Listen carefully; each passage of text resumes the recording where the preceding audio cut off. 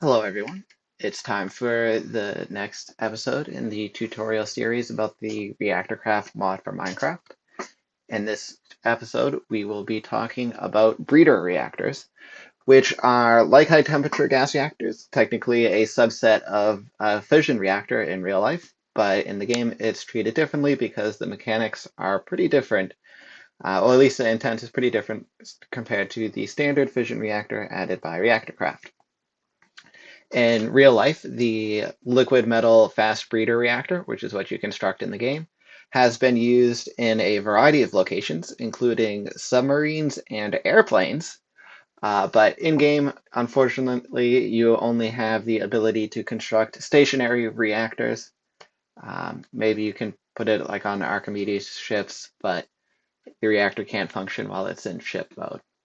So the breeder reactor is constructed primarily out of breeder reactor cores and sodium heaters. So the breeder reactor cores, you get those from crafting standard fuel cores with base panels and HSLA steel ingots in a work table. So they're pretty easy to get. And then you place them down just like regular fuel cores. You place the sodium heaters next to them instead of steam boilers.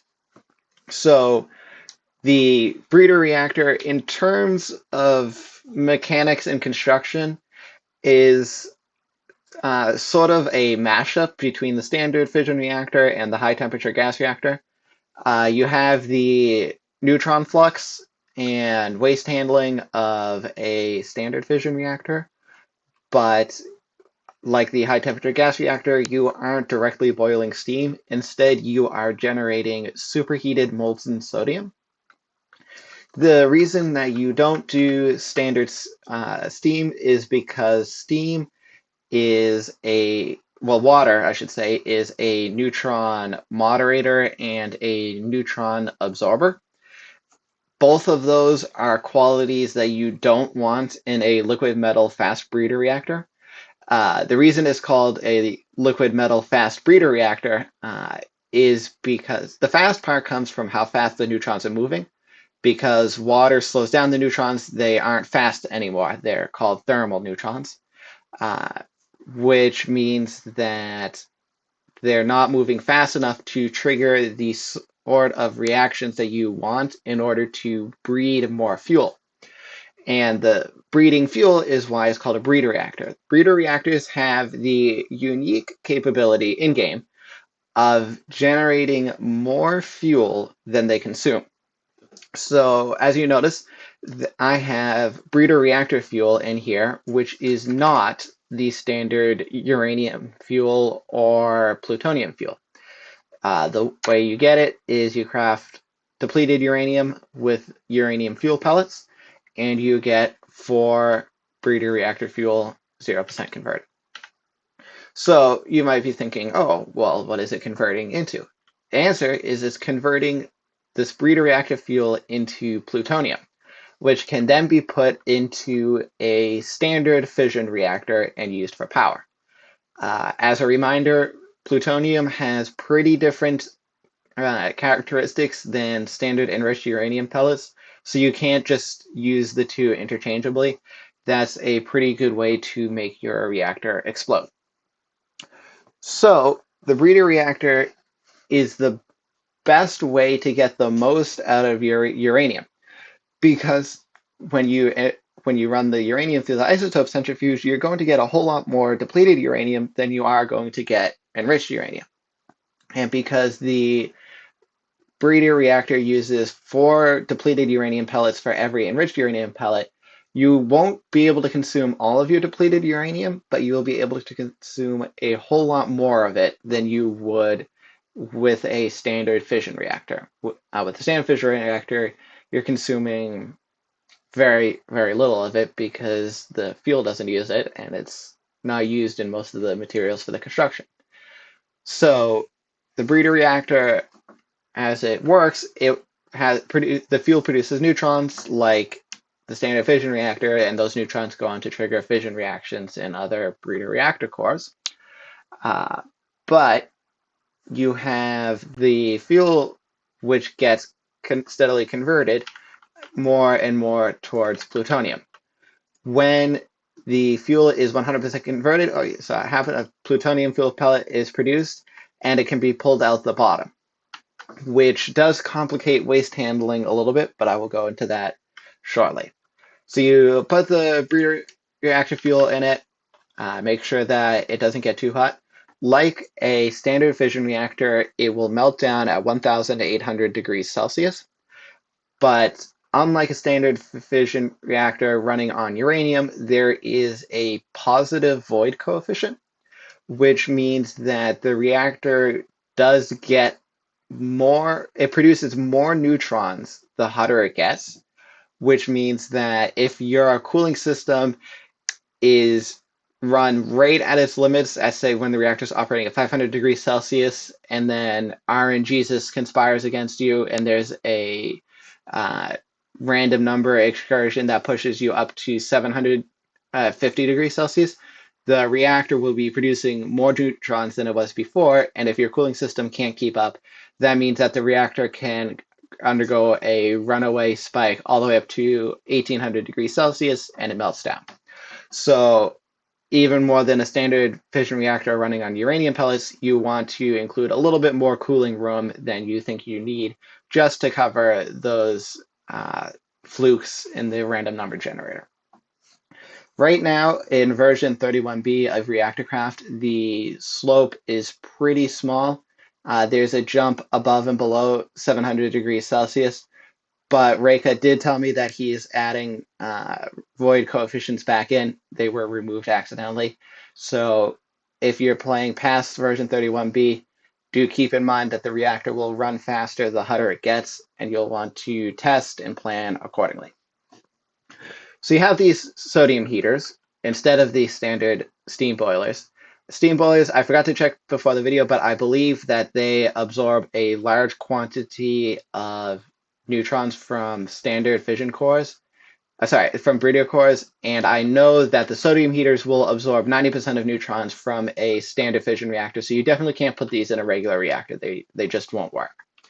So the sodium heaters, they are fueled by molten sodium, which you get from an electrolyzer, which I will cover in just a little bit. And then above 300 degrees Celsius, they will output molten sodium. If you've built a high temperature gas reactor before, you will know what I'm talking about from the carbon dioxide heaters and the carbon dioxide gas coolant. The sodium loop is very similar, except the sodium heaters only need to get up to 300 degrees Celsius instead of 800 degrees Celsius. So once you get above 300 degrees Celsius, they start producing superheated molten sodium, which is drawn out through the top. You can run it through your standard fluid pipes, although because it's a hot liquid, I imagine that temperate fluid ducts from thermodynamics will probably melt, but I'm using superlaminar fluid ducts. So you pipe it into the top of a heat exchanger.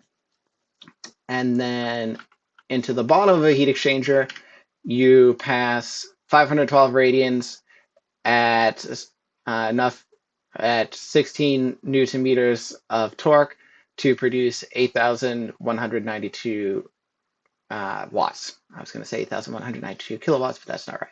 So you 512 radians per second, minimum speed, 16 times 16 newton meters is 8,192 watts. You can vary the torque and speed as long as you meet the minimum power and speed, but a steam engine with no gearing is enough to power a heat exchanger. So I just have some steam engines running off the feed water for these steam boilers. So the heat exchangers will heat themselves up with superheated molten sodium, and then they will pass that heat into adjacent steam boilers, which can then produce steam like the steam from a regular fission reactor.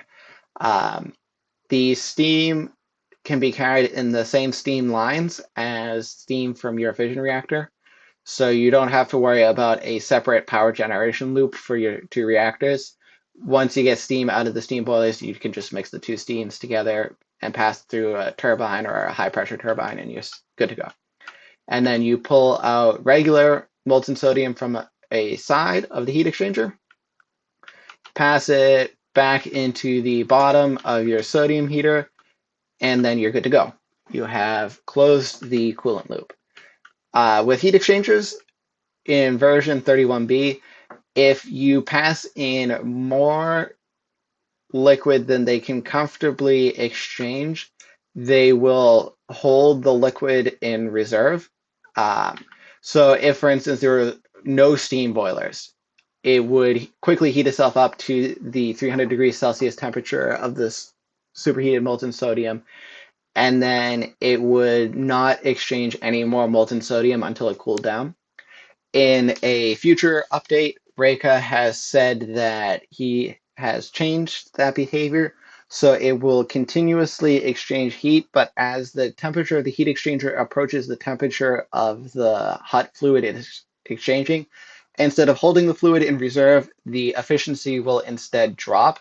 So if 100 millibuckets of superheated molten sodium, this is not exact number, if 100 millibuckets of molten sodium gave like 300 degrees Celsius heat increase before, as it heats up, it will give like 200 degrees Celsius, 100 degrees Celsius. It's a linear slope as it approaches the temperature of the hot fluid, so the efficiency will drop, which is why I have two heat exchangers set up with 3 steam boilers apiece.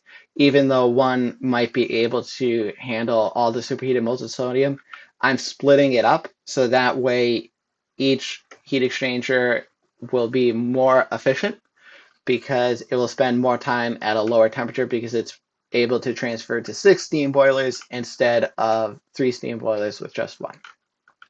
And this way you get a little bit more out of your molten sodium. So once you close the coolant loop, you are good to go. And then you take the steam out and you run it through a turbine or whatever. Power generation is still coming in a future episode, so I won't be getting into that. And now it's time to talk about waste handling. So with the waste from the breeder reactor cores, you have the standard nuclear waste, which is handled identically to the waste from a standard fission reactor. Don't put it in chests. It will irradiate your world. Don't try to throw it in lava. It won't burn and it will still irradiate your world. Don't put it in a ME storage system. It will damage the drives and then probably irradiate your world. Do put it in either a trash can, which is not the way you're supposed to do it, but it will work safely, or you put it in the block that ReactorCraft has, which are the spent fuel container for short half-lives and the nuclear waste disposal drum for longer half-lives. I will cover the exact mechanics in a future video, so don't worry if you're confused about what half-lives go where. One thing that complicates the loop a little bit more than standard fission reactor is, in addition to waste, plutonium is also pulled out the bottom of the breeder cores. Now, what this means is you'll probably want a filter that you'll want a pipe with a filter that will output plutonium. Now, the plutonium can be stored in a chest and it won't irradiate your world, or it will produce very, very, very small amounts of radiation because I've stored it in a chest and it's not been a big problem. However, standard uranium fuel pellets you can hold in your hands. This is because uranium, before it's put into a nuclear reactor, isn't really radioactive.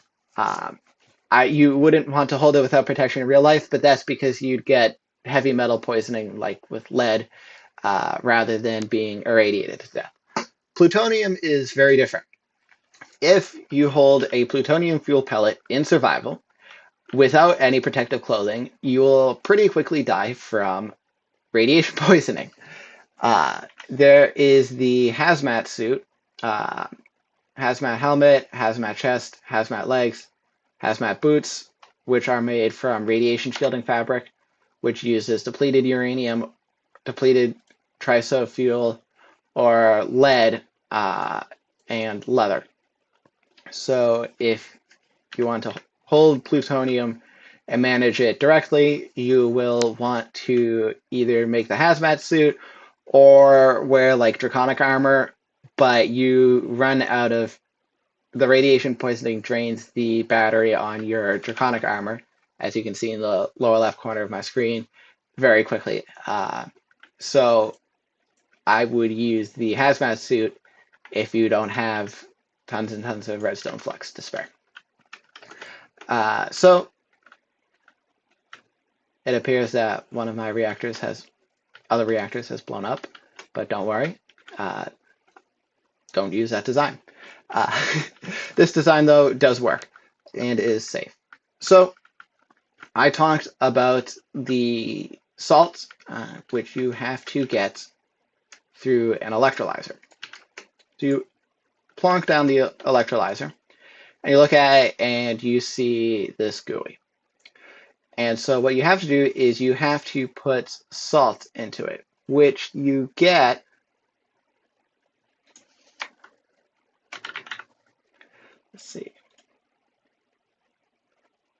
from the drying bed.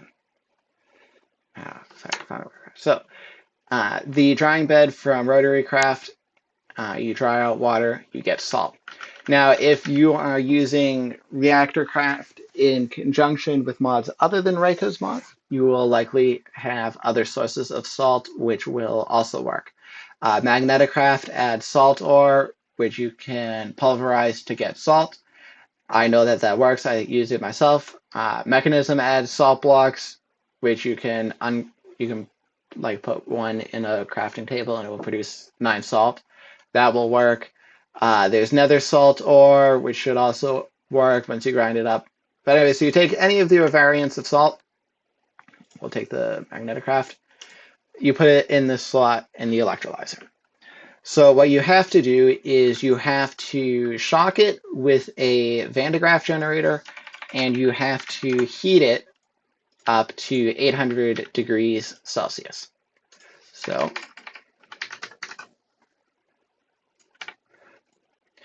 an example setup would look like this.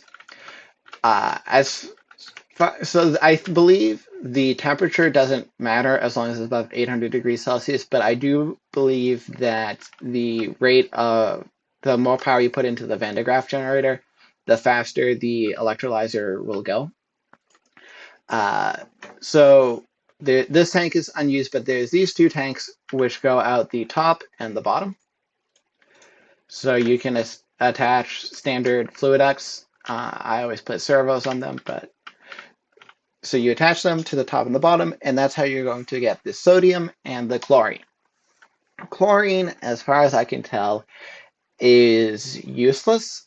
So what you could do is you could put it like in a bedrockium drum where you just swap out the drum as it gets full, or you could put it in a fluid trash can and void it from the world. The chlorine will come out the top always, and the sodium will always come out the bottom.